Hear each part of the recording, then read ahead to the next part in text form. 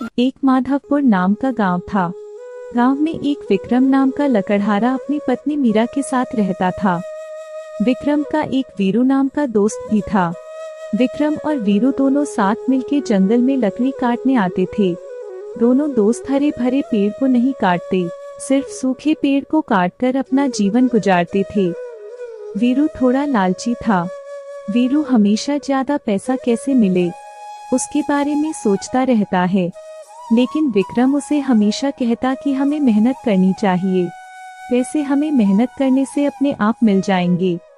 अरे दोस्त विक्रम, आज तो हमें जंगल की दूसरी ओर लकड़ी काटने जाना होगा क्योंकि वहाँ पे ज्यादा सूखे पेड़ है। तुम सही कह रहे हो, अब यहाँ पे सूखे पेड़ नहीं है, सभी हरे भरे पेड़ हैं। चलो जंगल की दूसरी ओर जाते हैं।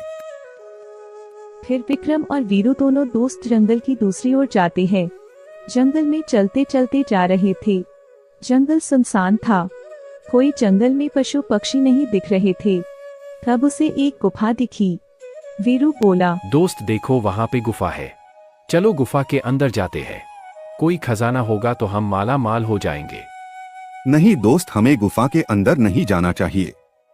देखो ये जंगल भी थोड़ा अजीब है, यहाँ पे कोई पशु प्राणी भी नहीं दिख रहा है। चलो हम थोड़ा आगे जाकर लकड़ी काटते हैं। फिर दोनों दोस्त आगे जाके थोड़ा आराम करने रुकते हैं। तभी वीरू धीरे से उठता है। विक्रम सो रहा है, मैं उस गुफा में जाता हूँ, वहाँ पे जरूर खजाना होगा। फिर वीरू उस गुफा के अंदर जाता है। तभी अचानक वीरू दूसरी दुनिया में पहुँच जाता है। वहाँ पे एक सैनिक था। कौन हो तुम? लगता है तुम धरती लोक से आए हो, चलो तुम हमारे महाराज के पास। फिर विक्रम उठता है, उसे वीरू कहीं दिखता नहीं है। जरूर वीरू उस गुफा में गया होगा, मुझे अपने दोस्त वीरू को ढूंढना चाहिए, कहीं वो मुसीबत में होगा। फिर विक्रम उस गुफा में जाता है।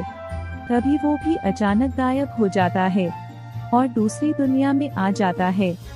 तुम भी धरती लोक से आए हो, चलो महाराज के पास।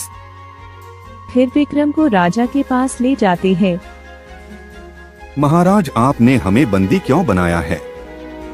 मेरे दोस्त को भी आपने बंदी बनाया है, आप ऐसा क्यों कर रहे हो? मैं भी तुम्हारी तरह धरती लोक में इंसान था, लेकिन मुझ में बहुत घमंड था। मैं एक दिन शिकार पर गया था, तब मैंने साधु को भला बुरा कह दिया था। तभी साधु ने शार्प दिया कि तुम कड़वे मुख से बोल रहे हो, वो मुख बंदर का बन जाए और तुम्हारा महल धरती लोक से बहुत दूर चला जाए। इस शार्प से तभी मुक्ति मिलेगी जब कोई अच्छे और सच्चे दिल का आदमी मुझे स्पर्श करेगा। फिर विक्रम ने राजा को स्पर्श किया और राजा फिर से इंसान बन गया। फिर राजा ने विक्रम को भेंट में सोने के सिक्के दिए और दोनों दोस्त को छोड़ दिया।